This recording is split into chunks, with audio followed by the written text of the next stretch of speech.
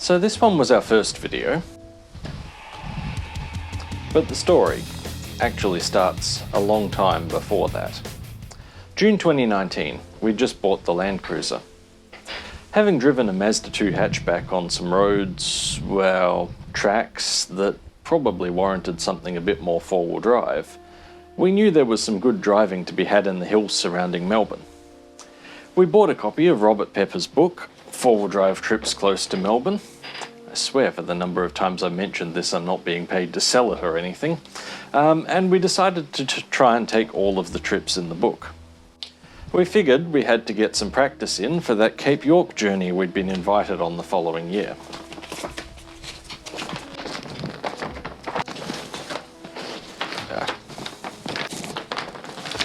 Paper maps are good as a backup, but you can see why I use GPS so much. Why the Land Cruiser? Now, living in the middle of the city, you'd think that we go for something smaller, something a little better suited to inner city living. But here's the thing. We don't really drive it around the city.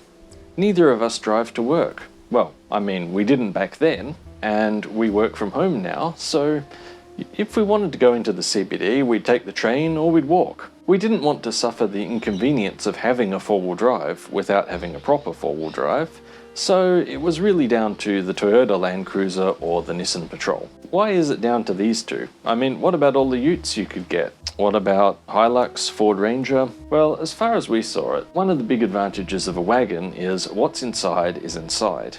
The ute does give you more flexibility with storage, but even then, with a decent canopy, it's still not as sealed from the elements as the back of a wagon.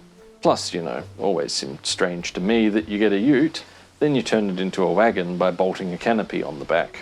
Now, the Nissan initially looked like the better buy, and it seemed that you could get a bit more for your money.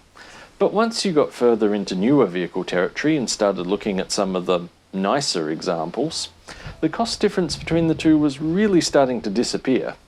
And the Land Cruiser was certainly a lot easier to come by in diesel. That's not as important as it used to be. Petrol is available in remote areas. In a lot of places it wasn't 5-10 years ago.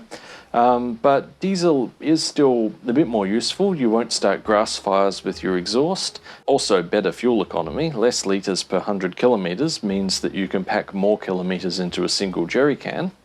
But I'm not sure if that actually works out to be cheaper after servicing costs are accounted for in terms of the old wallet. And I mean, the final advantage of diesel is just absolutely loads of torque. At the end of the day, it's a Land Cruiser.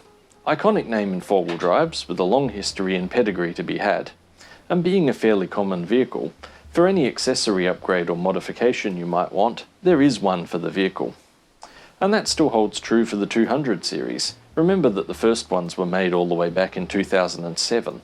It's a very well-established vehicle by this point, and it's second only to the 70 series for how long it's been on sale. The bonus is that the Land Cruiser 200 is still a nice vehicle to be in when it's being used entirely on the road. It's comfortable, it handles surprisingly well for something so big and heavy. But part of me kind of dislikes that it is as such. It's sold as such a luxury vehicle because I don't think you really should be buying one if you're not actually planning to take it off-road.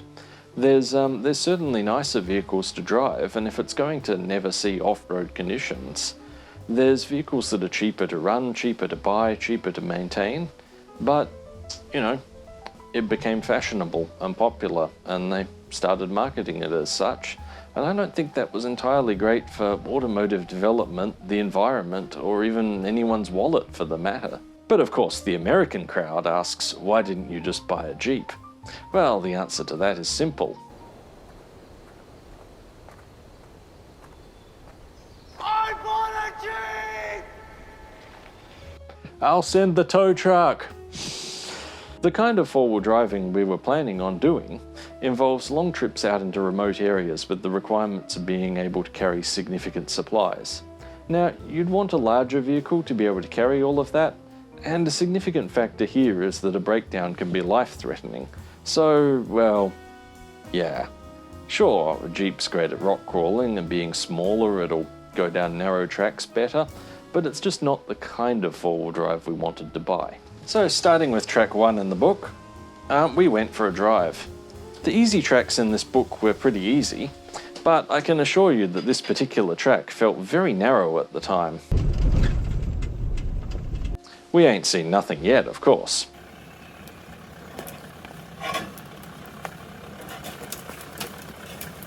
Now, we didn't really do the tracks entirely in order, because sometimes we wanted a half-day trip when the next one was a full-day trip, or part of that track in question was closed and we had to skip that one, but we started to check them off, one by one.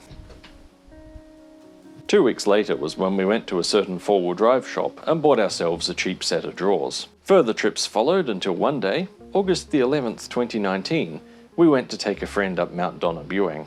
On the way up, we took the photo that's currently being used for the channel icon. Might have to retake that one because a bit has changed on the vehicle since then. Now, Mount Donabewing Road was closed due to excessive snowfall and downed trees, but as we were being told to turn back, it was suggested to us by the emergency services that since we looked like we were prepared for a drive through the snow, that we could go for a drive through Marysville State Forest, as it had actually snowed all the way down to 600 metres. So we set off, and after most of the line of vehicles trying to get up the hill into the forest decided to turn around due to having near zero traction in the mud and snow, we proceeded deeper into the forest. This was a pretty good day, and our friend actually brought their GoPro along. Now, it turned into quite an epic adventure with a convoy of vehicles driving through the snow, one of whom had a chainsaw to deal with all of the fallen trees. And a somewhat awkward moment where said chainsaw was running out of petrol, but every following vehicle in the entire convoy was diesel. It ran out of fuel just after cutting the last fallen tree. And it was around about that point when I was wondering, hey, maybe we should be making videos of all this, rather than just trying to hack something together out of the dashcam footage after the fact. So that wasn't the first time we thought this though. I mean, New Year's Day 2018, we were in Mount Gambier in position to recover one of the first RS-41 radiosondes that would be launched in Australia.